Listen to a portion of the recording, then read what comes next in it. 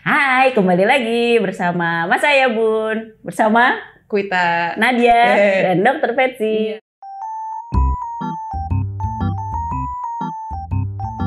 Lanjut nih, Masih ngomongin soal kanker payudara. Mm-mm. Sebenarnya seberapa aware sih orang Indonesia terhadap kanker payudara itu sendiri? Oke, data tentang berapa persen yang aware itu kami terus terang tidak punya. Mungkin Depkes punya atau tidak, saya tidak tahu. Tetapi yang pasti, pada setiap saat LAVPING diundang untuk sosialisasi deteksi dini kanker payudara, kita selalu memulai awal dengan pertanyaan, berapa orang dari audiens, dari peserta yang pernah melakukan sadari secara rutin gitu. Paling cuma 1-2 orang dari 100 orang yang angkat tangan. Gitu. Jadi bisa dilihat dari situ ya, awareness-nya itu bagaimana gitu tentang kesehatan payudara pada wanita. Gitu. Tapi kalau dari dok, ketahuan diagnosa kankernya itu nggak ada yang ini dok ya, yang stadium lanjut tuh lebih banyak atau gitu nggak ada? Itu mungkin datanya ada di setiap rumah sakit ya. Tetapi yang disayangkan di kota Jakarta yang begitu mudah mencapai tempat kesehatan seperti puskesmas, sampai rumah sakit, kemudian dokter-dokter klinik atau praktek pribadi itu kan sangat banyak bertebaran dibandingkan di daerah-daerah yang terpencil ya. Itu di Jakarta masih ditemukan pasien dengan stadium 4. Gitu. Jadi kan bisa dibayangkan bagaimana awareness mereka sebenarnya ya.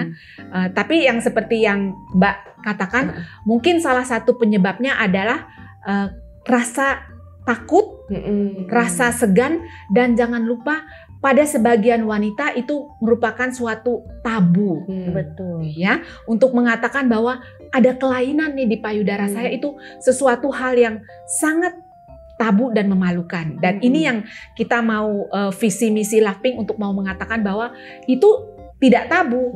Kita justru harus mengenali payudara kita. Kita bicara tentang kesehatan payudara itu dari sedini mungkin. Kita masuk dari sekolah-sekolah SMP yang mengundang kita udah ajarin. Dari SMP ya betul. Dari menstruasi pertama itu dia sudah beresiko untuk terjadinya kanker payudara karena sudah terpicu oleh estrogen ya. Gitu. Berarti ada juga yang dari SD bisa jadi udah ini bisa udah harus dikasih ini. Dan harus diingat bahwa pendidikan pola hidup sehat itu sebaiknya sedini mungkin. Jangan setelah terjadi penyakit baru kita melakukan pendidikan pola hidup sehat ya. Yang hal simpel aja, yang paling simpel adalah tentang berat badan. Ya, gitu. Untuk ibu-ibu muda, beberapa ibu-ibu menganggap bahwa anak-anak yang berat badan lebih bahkan obesitas itu lucu. Gitu. Padahal itu adalah sumber penyakit dan itu sudah kebiasaan untuk si anak dari kecil untuk makan lebih banyak dari yang dibutuhkan. Jadi itu pendidikan dasar itu sudah harus dimulai karena obesitas itu menjadi sumber segala macam penyakit termasuk juga kanker payudara. Apalagi sekarang konsumsinya aneh-aneh ya. Betul, aneh-aneh. Apa ya itu ciki-ciki. Ngomongin makanan nih dok. Berarti pola makan itu sangat berpengaruh sekali terhadap pemicu kanker payudara. Iya, betul sekali. Jadi terutama sekali hubungannya dengan berat badan ya, dengan obesitas gitu. Karena semakin obes seseorang, maka hormonnya juga semakin tinggi. Dan itu kalau memang dia sensitif terhadap hormonal, dia bisa memicu salah satunya kanker payudara. Itu baru dari satu segmen untuk pola makan yang berhubungan dengan obesitas. Pola makan yang lain terlalu banyak, misalnya mengkonsumsi makanan-makanan olahan yang tinggi pengawet, tinggi pewarna, kemudian perasa yang berlebih-lebihan, itu juga akan merusak kesehatan. Ya kan, akan terjadi mutasi gen DNA jika dikonsumsi terus-menerus. Ya, jadi yang kita harus ingat, yang harus diperhatikan, saya sebagai dokter spesialis gizi adalah bahwa makan itu tidak terjadi satu kali. Jadi tidak ada makan satu kali lalu terpicu penyakit kanker, tidak. Betul. Tetapi itu adalah makan itu adalah kebiasaan dan dosis. Itu yang menimbulkan penyakit. Ya. Jadi biasakan makan makanan yang segar, biasakan dari kecil mencintai sayur dan buah. Gitu. Sayur buah. Susah banget disuruh makan sayur yang ini. Jadi ya ibu saya. Itu suatu kebiasaan. Jadi makan itu kita jangan berbicara makan tentang satu kali, tetapi kita bicara tentang makan yang menjadi kebiasaan. Pola makan. Ya, gitu. Selama pengobatan kemarin dok, ada pantangan nggak sih? Nah, ini yang paling menarik ya, bahwa begitu seseorang dinyatakan kanker, kanker apapun juga termasuk kanker payudara, nomor satu yang disalahkan adalah makanan. Langsung mereka menuduh saya makan A jadi saya kanker. Padahal tidak, ya. Karena kanker payudara itu sampai detik ini penyebab pastinya tidak diketahui. Cuman ada faktor resiko. Salah satu faktor resikonya adalah pola makan yang salah, yang tinggi lemak, tinggi gula, tinggi garam, ya semua itu biasanya. Dan itu tidak terjadi dalam satu kali makan, tetapi kejadian yang terus menerus sehari 3 kali, setiap hari, setiap minggu, setiap bulan, setiap tahun, baru terpicu suatu penyakit. Ya intinya mah penyakit apa aja ya kalau makannya nggak ini mah ya. Ya, jadi kalau ditanyain kembali lagi apakah ada pantangan, saya mengatakan tidak ada satupun pantangan, baik saya sebagai survivor kanker sendiri dan untuk teman-teman saya yang lain dan juga untuk pasien-pasien saya yang lain, saya mengatakan tidak ada pantangan apapun. Karena menurut saya semua bahan makanan itu adalah anugerah yang luar biasa dari Allah ya. Setiap bahan makanan, telur, daging, apel, anggur itu mengandung zat gizi yang berbeda-beda yang dibutuhkan oleh tubuh kita. Lalu yang salah apa? Yang salah adalah kerakusan dari kita memakannya. Gitu. Jadi jangan bertanya pantangnya apa, tetapi berapa banyak saya boleh memakan dan tidak memakan gitu. Harus terkontrol. Ya, jadi berapa banyak yang saya boleh makan dan berapa banyak yang saya tidak boleh makan. Jadi kita rasakan aja. Kalau sayur buah yang bagus, kita bilang unlimited, kita boleh makan sepuasnya. Tapi kalau misalnya kita kepengen makan, dok saya pengen sekali makan kue tart ulang tahun saya, boleh nggak? Saya bilang boleh, itu suatu anugerah. Tapi ya tidak satu loyang gitu ya. Jadi cukup untuk setengah slice atau satu slice kecil. Jadi hanya untuk sekedar merasakan sensasi rasanya, sensasi nikmatnya, dan itu menimbulkan kebahagiaan dan juga memicu hormon-hormon yang mendukung kesehatan kita. Dok mau nanya nih, ya. Kak pernah dengar ada laki-laki juga kan ya dok yang kena namanya kanker payudara tuh, dokter pernah menemukan apa gimana dok? Oke, jadi memang benar 1% dari penderita kanker payudara itu adalah laki-laki. Ya. Terus itu penanganannya apa sama apa gimana dok? Penanganannya sama persis. Dan biasanya penderita kanker payudara laki-laki ini biasanya mereka stadium 4. Karena mereka tidak pernah menyadari dan tidak pernah berpikir bahwa itu adalah kanker. Gitu. Jadi makanya nanti kalau sadari bukan melakukan berdua ya, tetapi mengajak sendiri-sendiri, yuk yang pacarnya, yang temannya gitu, yang laki-laki itu mereka juga wajib melakukan sadari. Kalau itu nggak ada kapannya gitu ya dok? Oke. Kalau wanita kan ada yang paling tepat adalah saat 7 hari sampai 10 hari setelah menstruasi hari pertama.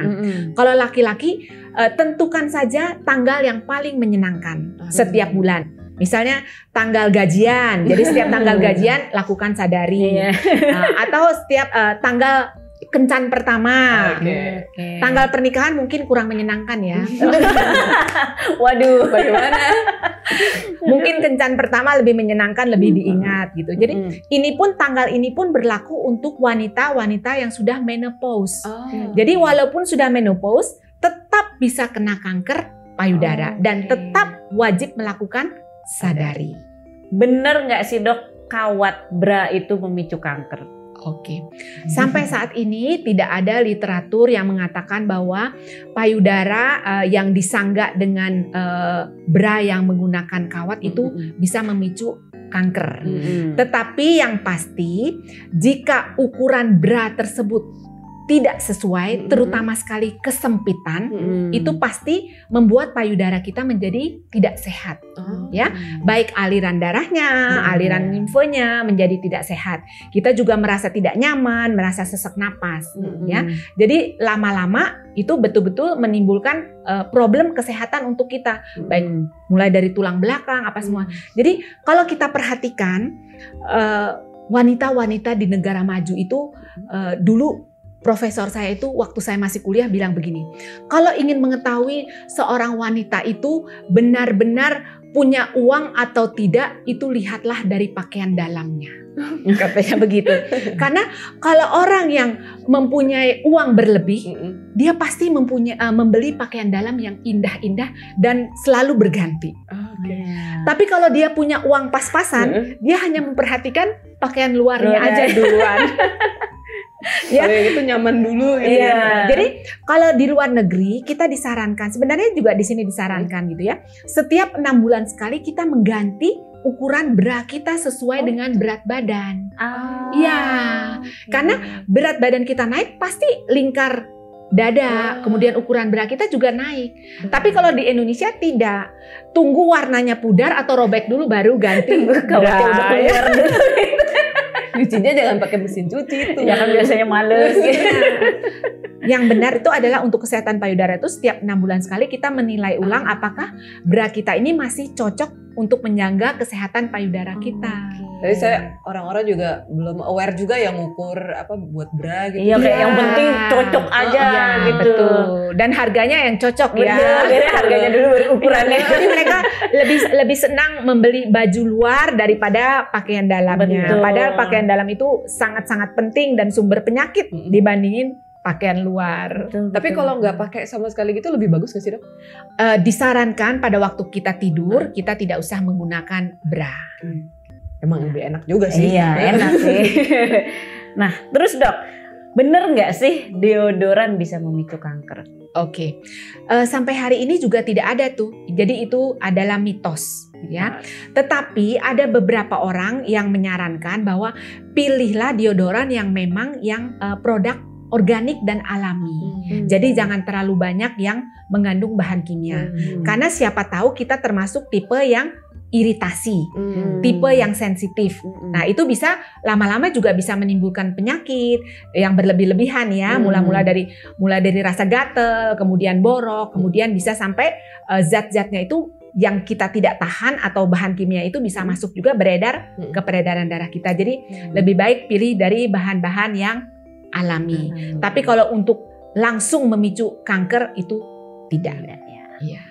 Terus Dok mau nanya lagi, ini penderita atau penyintas dari kanker payudara ini bisa nyusuin lagi nggak sih, Dok?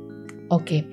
Untuk penderita kanker payudara yang sudah remisi di atas 2 tahun, jika ingin memiliki anak atau momongan kembali itu bisa. Tapi mereka harus benar-benar periksa ulang kondisi kankernya, apakah masih dalam keadaan remisi, kemudian bekerja sama antara dokter kankernya dengan dokter kebidanan ya, dokter obginnya untuk menghasilkan kehamilan yang sehat untuk ibu dan untuk anak.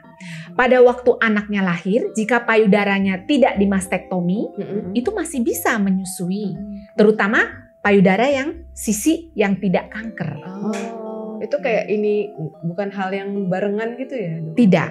Jadi biasanya kalau kita menderita kanker payudara itu kiri atau kanan. Jadi tidak dua-duanya. Jarang sekali yang dua-duanya.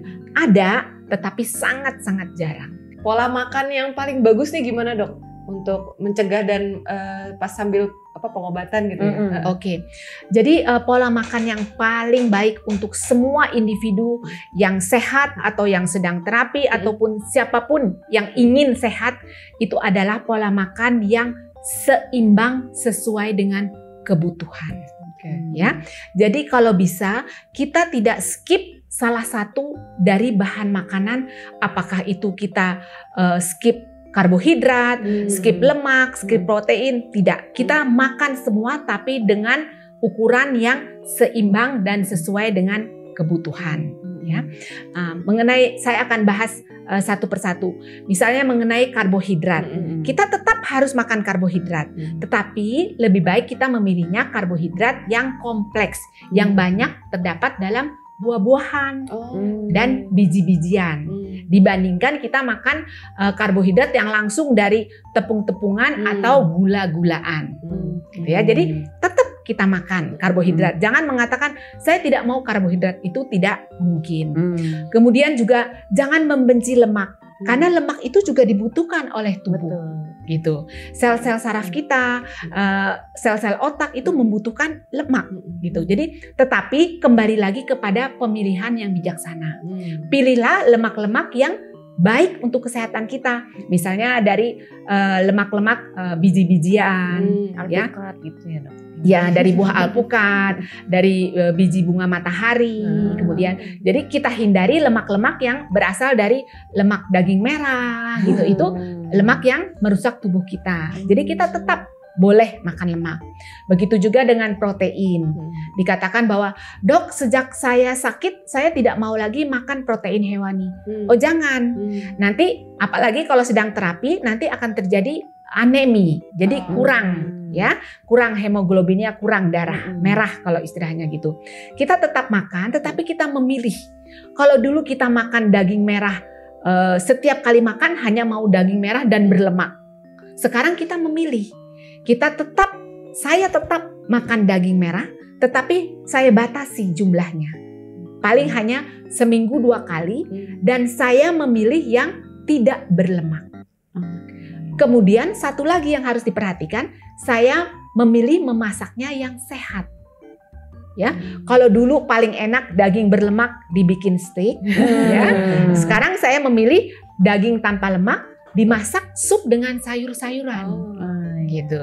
Jadi jadi itu kembali lagi. Jadi tidak ada pantang, tetapi pilihlah dengan bijaksana dan olahlah dengan bijaksana sesuai dengan kebutuhan. Jadi saya tidak makan berlebih-lebihan, juga tidak kekurangan.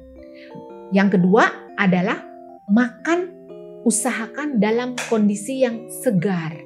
Jadi pilihlah bahan makanan yang segar, hindari, bukan tidak boleh ya, hindari makanan yang sudah diolah terlalu lama, karena pasti ada bahan-bahan pengawet.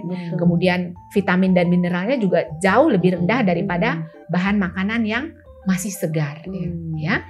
Yang perlu diperhatikan yang ketiga adalah pengolahannya. Pilihlah pengolahan makanan tersebut yang paling sehat. Gitu. Jadi apakah saya sebagai penderita kanker boleh makan goreng-gorengan, tempe goreng? Oh, boleh. Tetapi terbatas. Ya, kalau sebelum kanker dulu saya tiap kali makan hanya mau lauk yang digoreng, sekarang saya membatasi.